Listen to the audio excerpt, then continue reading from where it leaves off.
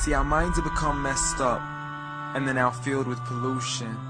TV screens and magazines, we're beginning to look for a solution.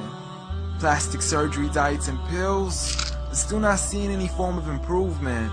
We stacked up all these dollar bills, but still not sure what to do with them. We began to chase women and fornication to the point our girls don't even know whose baby she's carrying. We're so afraid of commitment, but have no problem with damaging. She has your kids now, but you're still not even contemplating the possibility of marrying. See, this is what happens when we neglected Allah's best examples. You called her Mary, we call her Maryam. A woman who was perfect since birth, the best to walk the skies and the best to walk the surfaces of earth. The most exalted of all women, that's why she was dedicated an entire chapter in the Holy Quran, the final revelation in which there'll be none after. She was the best of all women, and to society she should be leading the way. I mean, that's why our women be dressing like her, because just like Mary, when Allah decrees something, we hear and we obey. See, Mary used to cover up. Despite everything they used to say, she would hide in hibernation, and to Allah she would pray. And when she was visited by angels in the form of men, she said, if you fear Allah, you would go away, because in the presence of men, she would not stay. But anyways, today we're taught to be against segregation, before in support of all forms of liberation. To free yourself from the clothes that only lead to your degradation. Why do you gotta cover your face for? We gotta see your identification. But little do they know her identity's right there.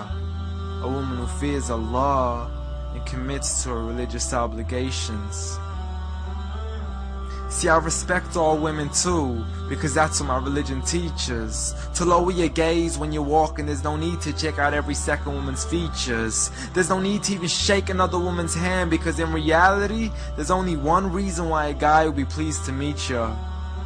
And you could go ahead and deny it, but don't blame me for stating the obvious. When the pornographic industry is worth billions, you still don't see where the problem is? Sex is embedded into society to the point we'll exploit it to merely sell a car. So you can act like this is all new to you, but you know for a fact how innocent we really are. I mean, just look at the simplistic way we're taught to dress. It's like if you dress less, then you're destined for success. You then force your women into heels and have the nerve to say that we oppress. You got it to dress up tightly, like it's an opportunity. But every time we lose our minds, it's like, see what these ladies do to me? But I'm not blaming it on the women, because we too have responsibility.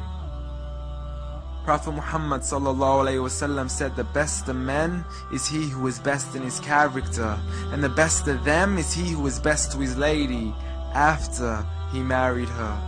He was the best to his wives. I mean, just take a look at Aisha. He compete with her in races and smile just to make her happier. So when you do marry, do so with the intention of paradise is where you plan to carry her. But before you plan to carry her to the altar, maybe you should alter your decision. Because if the only reason you're marrying her is for the outside, then realize you're going to be locked inside of a prison. For that reason, Prophet Muhammad ﷺ said, marry for 4: beauty, family, status, but most importantly her religion. Because a woman without religion is a woman who could do with a bit of extra wisdom. We're meant to grow old together, mercifully, so we can be protected under Allah's supervision.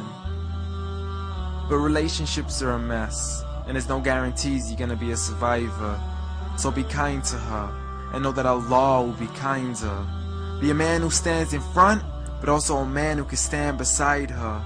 And if you're still looking for that good girl, don't go chasing after behind her. Rather search to find Allah first, for once you find Him, you're guaranteed to find her.